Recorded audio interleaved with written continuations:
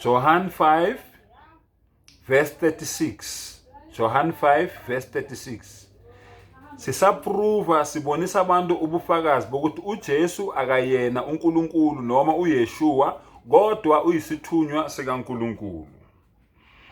Kepha nginabo ubufakazi obukhulu kunobuka Johane ngokuba imisebenzi uBaba anginike yona ukuba ngiyifeze. Wenza umsebenzi anikwe wona noma imisebenzi anikwe yona ukuthi ayifeze. Yona lemisebenzi engiyenzayo iyangifakazela ukuthi uBaba ungithumile.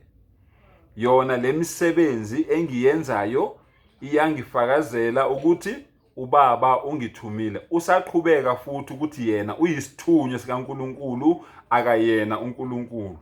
Wena ke othi uJesu unguNkulunkulu letha ubufakazi. Nami ngiyakunika ubufakazi bokuthi uJesu akayena uNkulunkulu. Ngibukhipha embhalweni, angibukhiphi kuphi ekhanda lami.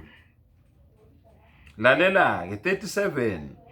NoBaba ongithumileyo ufakazile ngami.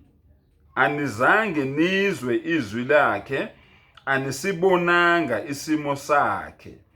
Nezwi lakhe aninalo elihleziyo phakathi kwenu, ngokuba amthumileyo yena anikholwa nguye.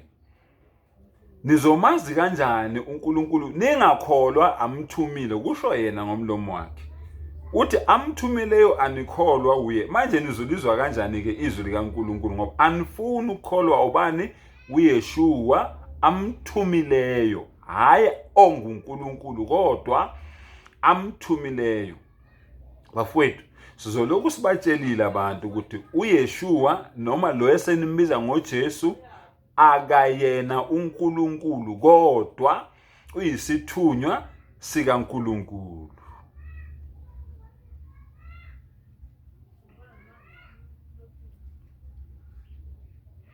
Nihlola imibhalo ngokuba nithi ninokuphila okuphakade kuyo, yiyona efakaza ngami. Kepha anivumi ukuza kimi ukuba nibe nokuphila. Nehlola impela imbhalo. Kodwa imbhalo mayinitshela ukuthi kufanele nihambe kanjani endleleni yokukholwa, anifuni ukuhamba ngalendlela le umbhalo onitshela ngayo, ukuze nibe nani? Nibe nokuphila. 41. Lalelani ke bafowethu. Masithi uJesu akuyena uNkulunkulu. 41. Mina angamukeli udumo kubantu. Mina angamukeli udumo kubantu. Nina ke enidumisa uJesu. Uthi uJesu yena akalamukeli lolo dumo lenu. Akadingi ukuthi nize nimdumise. Kepha ngiyanazi nina ukuthi aninalo uthando likaNkulunkulu phakathi kwenu. Angemekeli udumo kubantu. Kodwa nina eningidumisayo ngiyanazi ukuthi nina aninalo uthando likaNkulunkulu. Angiyikhulumeli mina bafowethu. Vulani nani niyibonele nani embhalweni. Ngiyaphela lapha.